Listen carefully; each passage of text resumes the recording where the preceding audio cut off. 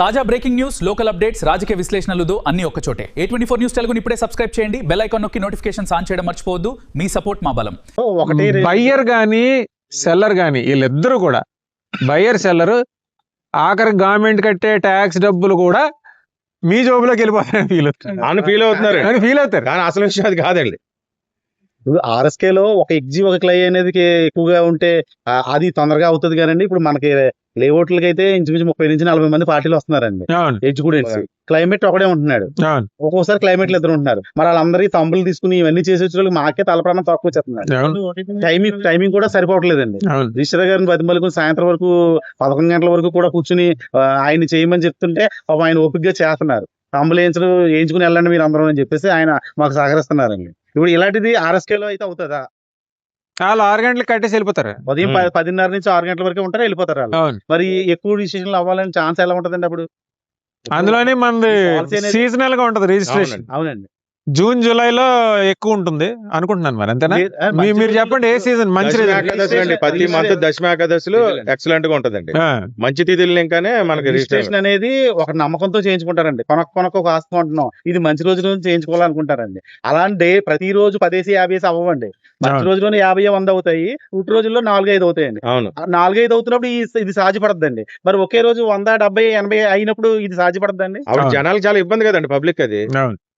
ఇక్కడ ఇన్కమ్ ఆగిపోతుంది గవర్నమెంట్ కి, ఇక్కడ పబ్లిక్ కి ఇబ్బంది పడుతున్నారు. సో అన్ని రకాలుగా we're with the government, we're with the people. అవన్నీ ముందు 2-3 రోజుల ముందే వాళ్ళ ఓటీపీలు తీసుకుని డాక్యుమెంట్ ప్రిపేర్ చేసి చెక్ స్లిప్ కూడా రెడీగా ఉంచుకుని ఆ రిజిస్ట్రేషన్ ఏ రోజు అయితే ఆడికి కావాలంటాడో, ఏకాదశి రోజున లేకపోతే దశమి రోజు పర్సనలైజ్డ్ గా చేస్తున్నామండి. మరి అదంతా వాళ్ళకి పాలసీ. ఇంకోటి ఒక కార్డియల్ రిలేషన్షిప్ ఉంటుంది మీకు క్లయింట్ తో. ఈ ఆర్ఎస్కేలు వచ్చేస్తే ఎవడ కావాలి ఆడిది ఏం చేస్తారో మనకు తెలియదండి. ఎవడ అంటే ఇప్పుడు మనం వెళ్తాం, ఎవడో మనల్ని ఎవడో పట్టించుకోవడం. సో ఆర్ఎస్కే కూడా అంతే, మిమ్మల్ని ఆర్ఎస్కే లో లెజిటిమేట్ గా పెట్టినా బాగానే ఉంటాం. అసలు మామూలుగా జనాలకి ఉండే ఒక ఆలోచన ఏంటంటే, ఒక రిజిస్ట్రేషన్ అంటే ఈయన నాకు ఈ జీవో నెంబర్ 396 పెట్టిన తర్వాత నేను శ్రీని గారితో అన్నాను, అంటే మామూలుగా ఎవడన్నా రిజిస్ట్రేషన్ తీసుకోవాలనుకుంటే లంచం లేకుండా అవ్వని పరిస్థితి కదా, మరి ఇటువంటి పరిస్థితుల్లో ప్రజలు ఏ విధంగా దీన్ని చూస్తారు అంటే, అలా కాదు, ఈయన ఏమన్నారంటే శ్రీను గారు, నేను జీవో నెంబర్ 396 పెడతాను, పెట్టిన తర్వాత పాస్ట్ ఆఫ్ ది సబ్జెక్ట్ కూడా పెడతాను, మీరు చదువుకుని మీకు నిజంగా దస్తావేజులు ఎవరైతే డాక్యుమెంట్ రైటర్స్ అసోసియేషన్ అడిగిది కరెక్ట్ అయితేనే అప్పుడు మాకు మద్దతు తెలపండి అని చెప్పాను. మేము అడిగింది కరెక్ట్ కాదనుకోండి మీరు వదిలేయండి పర్లేదు అని చెప్పారు. నేను స్టడీ చేసిన తర్వాత నాకు అర్థమైన విషయం ఏంటంటే, ఇప్పుడు సేమ్ ఆర్ఎస్కే పిఎస్కే లాగా ఆర్ఎస్కే పెడదాం అన్నారు. ఇప్పుడు పాస్పోర్ట్ సేవా కేంద్రాల్లో ఏమవుతుంది, ఒకసారి అన్ని డాక్యుమెంటేషన్స్ తీసుకున్న తర్వాత పోలీస్ వెరిఫికేషన్ అనే ఒక పద్ధతి ఉంది. పోలీస్ వెరిఫికేషన్ త్రూ అయితేనే వాళ్ళు పాస్పోర్ట్ ఇస్తారు. అంటే ఇక్కడ డాక్యుమెంట్ సర్వీస్కి వచ్చేటప్పటికి మధ్యలో intermediate verification of the land ownership లేదు. ప్రెజెంప్టివ్ డాక్యుమెంట్ వెరిఫికేషన్ తప్ప guaranteed ownership of the land are property అన్నది లేదు. సో ఈ మధ్యవర్తి ఆర్ఎస్కే లో పీపీపీ మోడల్లో పెట్టుబడి పెట్టి చేసుకున్నాడు, వాడు ఏం చెప్తే అదే అంతే. ఇప్పుడు మేము చెప్తుంది గ్రౌండ్ లెవెల్లో ల్యాండ్ ఓనర్ బయ్యర్ గానీ సెల్లర్ గానీ అతను ఈ ఆర్ఎస్కే వల్ల నష్టపోతాడు. That is one. ఇంకోటి ఏంటంటే, మీకు డాక్యుమెంట్ రైటర్స్ గా మీరు 20-30 సంవత్సరాలుగా ఇందులో ఉన్నారు. 20-30 కాదండి, కొన్ని 100 సంవత్సరాల నుంచి ఉన్నామండి. ఇప్పుడు రాసేవాళ్ళు 20-30 సంవత్సరాల నుంచి ఉన్నారు. 1827 నుంచి రన్ అవుతుంది ఉన్నారు. సో ఇక్కడ ఏమవుతుందంటే, ఇప్పుడు ఈ ఏరియా ఉంది పిడుంగొయ్య రీజియన్ లో, ఇక్కడ ఆఫీస్ లో, ఇక్కడ లోకల్ గా ఎవడు ఏ విధమైన ఏదో పనులు చేస్తా ఉంటాడు, ఎవడు జెన్యూన్ బయరు, ఎవడు దొంగ బయరు, ఎవడు ఫోర్జరీ బయరు అన్నది మీకు గ్రౌండ్ లెవెల్ నాలెడ్జ్ ఉంటుంది, సబ్జెక్ట్ నాలెడ్జ్ ఉంటుంది. ఒక కార్పొరేట్ పీపీపీ మోడల్లో దానికి రావడం వల్ల, వితౌట్ మీ ఇంటర్ఫీరెన్స్ రావడం వల్ల డెఫినెట్ గా అది తప్పుదోవ పట్టే పరిస్థితి ఉంటుంది. బయ్యర్ ఆర్ సెల్లర్ ఇద్దరు కూడా నష్టపోయే పరిస్థితి ఉంటుంది. నేను మీ స్టేట్ లెవెల్ లీడర్స్ ఇంటర్వ్యూస్ కూడా చూశాను. వాళ్ళు కూడా ఎక్కడా కూడా ఏమంటారు, మేము ప్రభుత్వానికి యాంటీగా వెళ్తాం, మేము ఎట్టి పరిస్థితుల్లో మీకు కోఆపరేట్ చేయమన్న మాట ఎక్కడ మాట్లాడలే. అవునండి. మీరు రిఫార్మ్స్ చేయడం మంచిదే, ప్రభుత్వాన్ని ఆహ్వానిస్తున్నాం రిఫార్మ్స్ చేయడంలో, మమ్మల్ని భాగస్వామ్యం చేసుకోండి.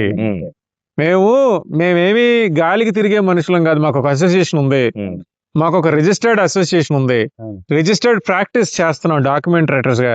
మమ్మల్ని మీరు ఇటువంటి చేసినప్పుడు ఇందులో మమ్మల్ని ఇన్వాల్వ్ చేయండి యాక్టివ్ గా అని మీరు అడుగుతున్నారు.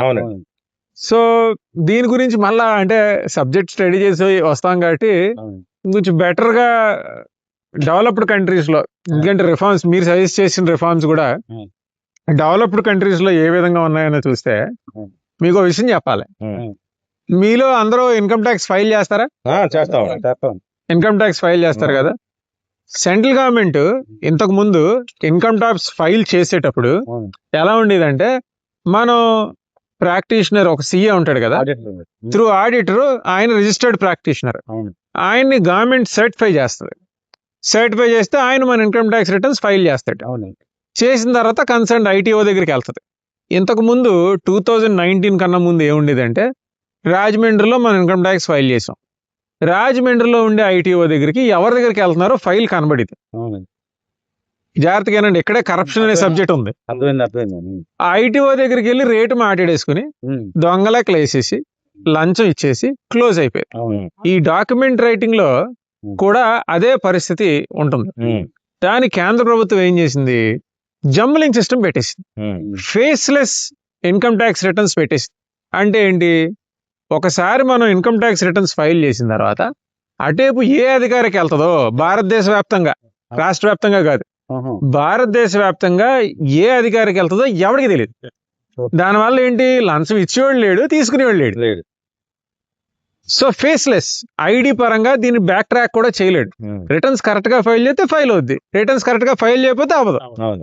సో మీరు కూడా అదే పద్ధతి ఫేస్లెస్ రిజిస్ట్రేషన్ చేయండి అంటున్నారు. ఎందుకంటే మాకు గ్రౌండ్ లెవెల్లో ప్రజల్లో ఉండే ఏంటంటే, డాక్యుమెంట్ రైటర్స్ అన్న వాళ్ళు ఈ సబ్ రిజిస్టర్ ఆఫీసర్ లో ఉండే ఆఫీసులకి కలెక్షన్ ఏజెంట్లుగా మారారు అన్నది ఒక భయంకరమైన నింద ఉంది. కానీ యు ఆర్ ఆల్సో హెల్ప్లెస్. ఇప్పుడు సబ్ రిజిస్టర్ ఆఫీస్ లో మనకి మార్కెట్ వాల్యూకి అసలు వాల్యూకి డిఫరెన్స్ ఉంటుంది. అతను ఒప్పించాలంటే ఏదో విధంగా డబ్బులు అవసరం పెట్టాల్సి ఉంటుంది. అతను అడుగుతాడు, మనం ఇవ్వం, అతను అడుగుతాడు.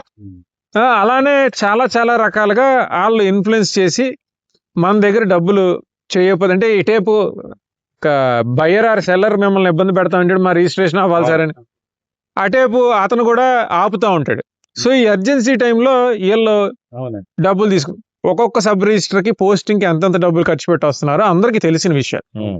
సో మనం మీ యొక్క దీని ద్వారా మీరు ప్రపోజ్ చేసేది ఏంటంటే, సబ్ రిజిస్టర్ అన్నాడు అంటే ఒక్కసారి రిజిస్ట్రేషన్ అయిన తర్వాత, ఇప్పుడు డాక్యుమెంట్ రైటర్స్ మీరు అందరూ ఒక అసోసియేషన్ కింద ఉన్నారండి. గవర్నమెంట్ మనం చెప్పేది ఏంటంటే, నేను మీ తరపున గవర్నమెంట్ కి ఇచ్చే సజెషన్స్ కూడా ఏంటంటే, మీరు ఆల్రెడీ ఒక అసోసియేషన్ కింద ఉన్నారు కాబట్టి చదువు వచ్చిన వాళ్ళు సిఎస్ ని ఏ విధంగా అయితే గవర్నమెంట్ సర్టిఫై చేస్తుందో, ఒక ఎంట్రన్స్ ఎగ్జామ్ లాగో ఒక అథారిటీ కింద పెట్టి మీకు కూడా ఒక ఎంట్రన్స్ టెస్ట్ ఏదో పెట్టమని ఉండేదండి. 2002 లోగా ఉండేది. ఎంట్రన్స్ ఎగ్జామ్ రాసి లైసెన్స్లు ఇచ్చేవారు, ఆ లైసెన్స్ రద్దు చేస్తారు. అది కూడా ఈ చంద్రబాబు నాయుడు గారు చేసిన పని. అప్పట్లో 2002 దాకా లైసెన్స్లు కంటిన్యూ అయినాయి. అలాగే మిమ్మల్ని ఒక రిజిస్టర్డ్ ప్రాక్టీషనర్ కింద చేసి మీ ద్వారా డాక్యుమెంట్ సబ్మిట్ చేస్తే, సబ్ రిజిస్టర్ ఆఫీస్ లో కూడా సేమ్ ఇన్కమ్ ట్యాక్స్ డిపార్ట్మెంట్ లో ఎలా జరిగింది, మనకి ఎక్కడో లేదు కదా, అక్కడ ఎలా జరిగింది, ఏ సబ్ రిజిస్టర్ ఆఫీస్ కి ఏ డాక్యుమెంట్ వెళ్తుందో తెలియదు సార్. అందుకే మీరు లైసెన్స్ ని మళ్ళీ రెన్యూల్స్ ఇవ్వాలని ఒక స్లోగన్ ఇవ్వండి సార్. వీడియో తీయండి మన వాళ్ళు. ఖచ్చితంగా. అంటే ఇది ఇంత క్లారిటీగా చెప్పడానికి కూడా కారణం ఏంటంటే, ప్రభుత్వానికి తెలియాలి, చంద్రబాబు నాయుడు గారిని ట్యాగ్ చేస్తాం.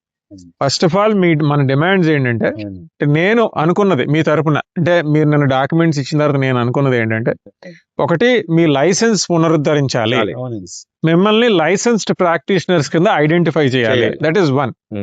సెకండ్ థింగ్, కరప్షన్ గ్రౌండ్ లెవెల్లో తీసేయాలి అంటే ఆర్ఎస్కేలు పెట్టడం కాదు, పాలసీ మేకింగ్ లో మిమ్మల్ని ఇన్వాల్వ్ చేయాలి. ఇన్వాల్వ్ చేసి ఆ పాలసీ మేకింగ్ లో భాగంగా, ఒకటి సబ్ రిజిస్టర్ ఒకసారి రిజిస్ట్రేషన్ వచ్చిన తర్వాత అది ఏ సబ్ రిజిస్టర్ వెళ్తుందో ఎవరికి తెలియకూడదు, only merits of the case మీదే అవ్వాలి. Second, market value government value మధ్యన ఈ డిఫరెన్స్ ఏదైతే ఉందో ఉమ్, ఇప్పుడు అంతా టెక్నాలజీ పరంగా అయిపోయింది. ఉమ్, సో టెక్నాలజీ పరంగా ఆ యొక్క జియో లొకేషన్ కి ఉమ్. ఎంత మార్కెట్ వాల్యూ వస్తుంది అన్నది సిస్టమ్ ఆటోమేటిక్ గా Automatic రికగ్నైజ్ చేసేస్తే చేసుకోవాలి. ఏ గొడవ లేదు, అంటే ప్రెజెంటివ్ అనేది ఉండదు. అవును. ఇంకోటి ముఖ్యంగా ఇక్కడ మనం చేసేది ఏంటంటే సబ్ రిజిస్టర్ ఆఫీసర్ ఇది కాదులే నాకు ఇది కుదరదులే అనుకుంటాడు. అసలు గ్యారంటీడ్ ఓనర్షిప్ అనేదే ఉండదు ఇక్కడ. ఉమ్, అవునండి. రిజిస్ట్రేషన్ అయిపోతే ఓనర్షిప్ వచ్చినట్టు కాదు, అవును. ఎవడో సర్టిఫై చేయడు. ఉమ్, సో గవర్నమెంట్ ఆ విధంగా తీసుకుంటే ఇది ఆల్రెడీ సక్సెస్ఫుల్ గా గత 15 సంవత్సరాలుగా యూకేలో ఎస్టాబ్లిష్ అయ్యి ఉంది, అవును. ఆస్ట్రేలియా గవర్నమెంట్ ఎస్టాబ్లిష్ అయింది, న్యూజిలాండ్ గవర్నమెంట్ ఎస్టాబ్లిష్ అయింది, చాలా ఎఫెక్టివ్ గా రన్ అవుతుంది. ఉమ్, అదే కాకుండా ఇండియాలో మహారాష్ట్రలో కూడా ఈ పద్ధతి ఉంది. ఉమ్. సో మిమ్మల్ని యాక్టివ్ గా ఇన్వాల్వ్ చేసి ఈ విధంగా కరప్షన్ లెస్ రిజిస్ట్రేషన్ చేయాలన్నదే మీ ఆలోచన నేను అనుకుంటున్నాను. అంతే, అవునండి. అంతే. కరెక్టేనా? కరెక్టే. అంతేనండి, correct. మిమ్మల్ని రికగ్నైజ్ చేయాలి, కరప్షన్ లెస్ రిజిస్ట్రేషన్ ముందుకు తీసుకెళ్ళాలి. తీసుకెళ్ళాలి. అంతే. బానే ఉంది కదా? అవునండి. అది నా ఆలోచన. సో గవర్నమెంట్ కి వీఆర్ రెడీ ఫర్ రిఫార్మ్స్. ఉమ్, మమ్మల్ని పాలసీ మేకింగ్ లో భాగం చేయండి. ఉమ్, మేము ఎడ్యుకేటెడ్ పీపుల్, ఉమ్, మేము చదువుకున్నాం. We're here to help the buyer and seller. Um. Seller కి బయర్ కి సజావుగా, హుందాగా, అవును. లెజిటిమేట్ గా రిజిస్ట్రేషన్స్ అవడానికి సాయం చేయడానికి మీరు అందరూ ఉన్నారు. వాళ్ళు అన్నట్టు ఒక ఫీజు ఏదైతే ఉందో వాళ్ళు అన్నట్టు పెట్టడానికి కూడా మీరు ముందుకి రెడీగా ఉన్నారు. రెడీగా ఉన్నాం. దానికి కావాలంటే జిఎస్టీ వేసుకోండి, అఫీషియల్ ఫీజు పెట్టండి, అన్నిటికీ గేమ్ రూల్స్ మీరే సెట్ చేయండి. ఉమ్, అన్నిటికీ మీరు ప్రభుత్వానికి సానుకూలంగా ఉన్నారు, ఉమ్. మీరు ఆహ్వానిస్తున్నారు. రిఫార్మ్స్ కి ఏ విధంగా కూడా మీ డాక్యుమెంట్ రైటర్స్ అసోసియేషన్ గవర్నమెంట్ తీసుకున్న రిఫార్మ్స్ దేనికి కూడా నెగిటివ్ కాదు. నెగిటివ్ లేవండి. మేము మీతో కలిసి నడుస్తాం, మమ్మల్ని పాలసీ మేకింగ్ లో భాగస్వామ్యం చేయండి, అంతే. మా ఎక్స్పీరియన్స్ ని వాడుకోండి. మా వృత్తిని పోగొట్టొద్దు అని చెప్తున్నాం. ఆటోమేటిక్ గా అదే జరుగుతుంది. అవునండి.